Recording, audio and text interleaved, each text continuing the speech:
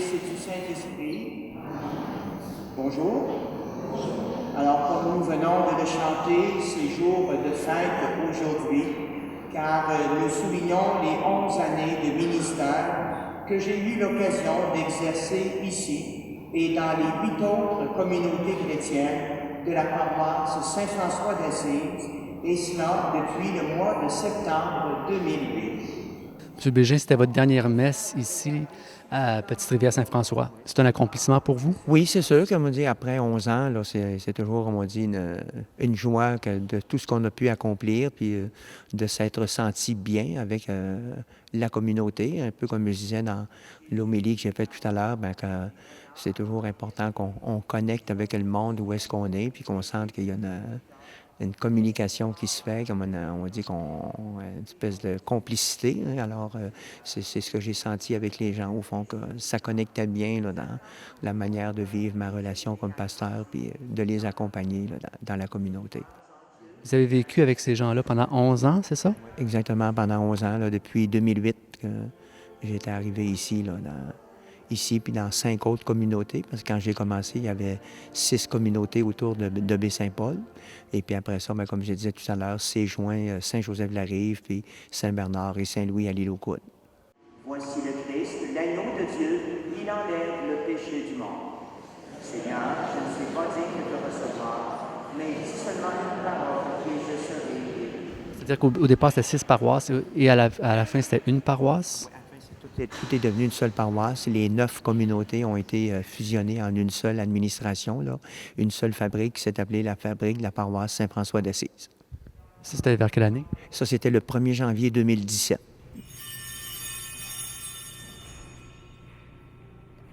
Au début, c'est ça qu'on a toujours peur. Tu vois, les gens de la place ont souvent peur que on va perdre notre argent, ça va aller au profit de la communauté à Baie-Saint-Paul, ou on n'aura plus notre identité ou notre couleur. Même des fois, il y avait peur qu'on ferme l'église et tout. Alors ici, on a eu la joie que la municipalité nous a offert la possibilité d'acheter l'église pour $1. Ça date déjà d'il y a quelques années. Puis c'est ce qui fait que depuis ce temps-là, on n'a plus l'entretien à faire de l'église. C'est la communauté, la municipalité qui l'assure. C'est la municipalité qui envoie ses employés pour venir faire l'entretien, le ménage et tout. Alors, c'est un apport bien important que la municipalité a apporté à la communauté. Dans le fond, c'est pour que l'Église puisse continuer localement ici. Oui, c'est ça, c'est ça. Parce que c'est sûr que s'il n'y avait pas eu cette étape-là de fait là, de la part de la municipalité, ça serait devenu plus difficile au niveau financier pour arriver. Là. Les finances étaient assez précaires. Là. On accumulait des fois des déficits là, chaque année et tout. Là. Et puis là, avec l'achat par la municipalité là, de l'église, on l'a revendu pour le coût d'$1, là. Mais en même temps, bien, il nous continue de nous permettre d'y assumer les services ici, les services de toute la pastorale et tout ça, les funérailles, les mariages, les baptêmes, les célébrations de fin de semaine et tout.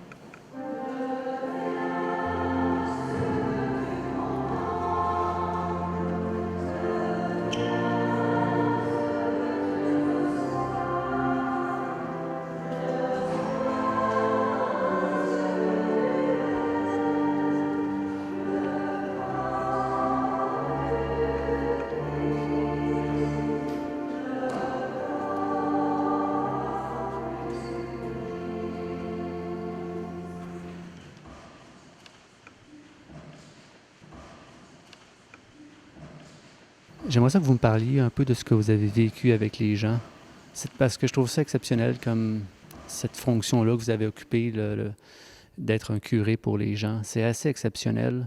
Bien, disons que c'est sûr, oui, que ça nous permet disons, de connecter au niveau des valeurs essentielles, au fond, que les gens donnent à leur vie, du sens qu'ils donnent à leur vie. Hein, les accompagner, quand, par exemple, c'est un baptême, les parents qui voient que la vie de leur enfant a de l'importance, puis qui voient une présence de Dieu dans ça, ou accompagner les familles quand il y a un deuil, ils sont capables de trouver dans la foi un sens ou une capacité de traverser l'épreuve ou le moment difficile, surtout des fois quand ça se fait à travers des situations plus particulières, comme un suicide ou des fois une personne qui meurt après des souffrances extrêmes qu'elle a endurées depuis longtemps, un cancer ou tout ça. Alors, c'est donner sens à la vie puis à continuer la vie à travers tout ça. Là. C'est des beaux défis, mais en même temps, c'est ça qui qui crée des connivences là, avec les gens. Là. Les gens sentent, comme on dit, qu'on est proche de leur réalité de tous les jours qu'ils vivent, puis leur grande conviction et tout ça.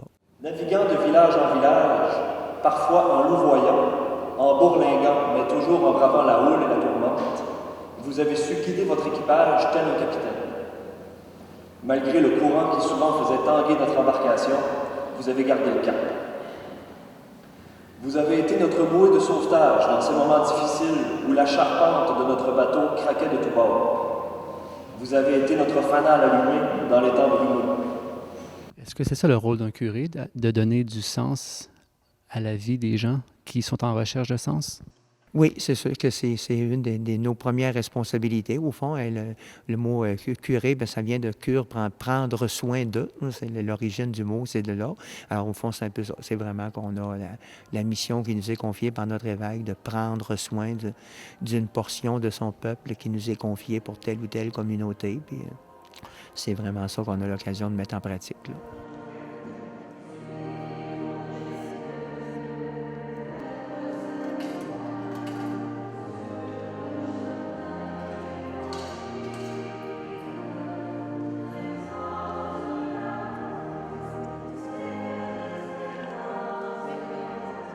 Mon petit-fils que vous avez baptisé. Tu t'en rappelles?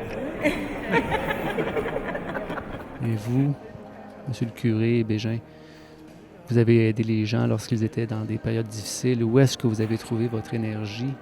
Bien, c'est sûr que c'est dans la prière. C'est certain que c'est en confiant continuellement tout ce que j'accomplis, ce que je vis avec les gens à Dieu.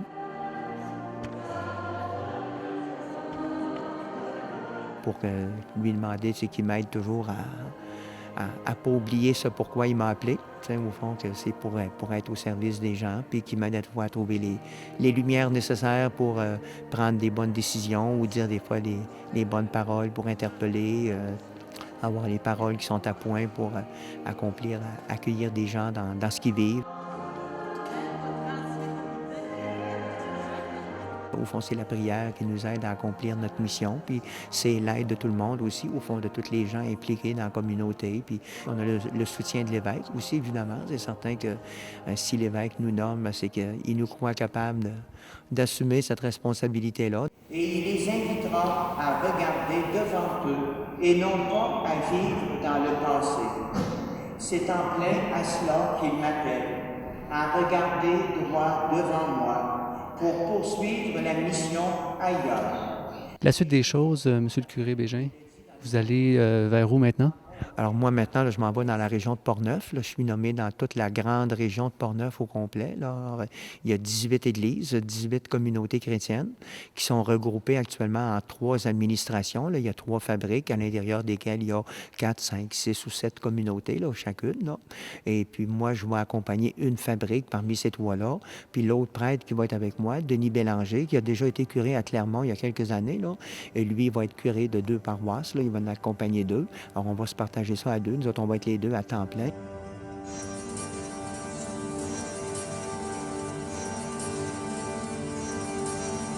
L'avenir de l'Église, est-ce que ça va continuer selon vous, encore pour longtemps?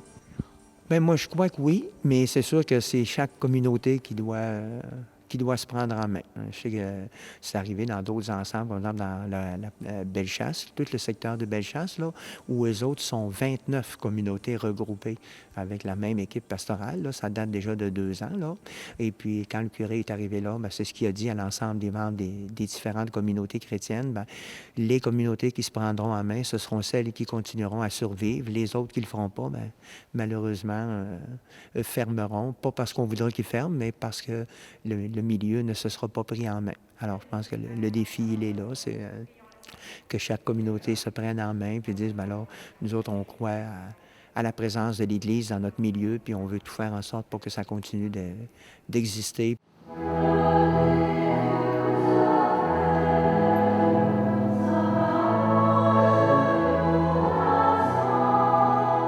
C'est certain qu'il faut toujours s'abandonner au Seigneur. C'est lui, on dit, c'est lui qui nous appelle à la mission et à la vocation. Puis, comme je dis souvent, s'il veut que ça continue d'exister, il va s'organiser pour que ça puisse rester vivant puis que ça puisse continuer de répondre aux besoins des gens pour les aider à trouver un sens à leur vie puis à une continuité de leur existence. Et sur ça, je vous remercie beaucoup pour tout le bien que vous avez fait dans la région ici, puis on vous souhaite une belle continuité. Merci beaucoup. C'était bien agréable de partager cette responsabilité-là aussi avec tous les médias et d'être en connexion les uns avec les autres.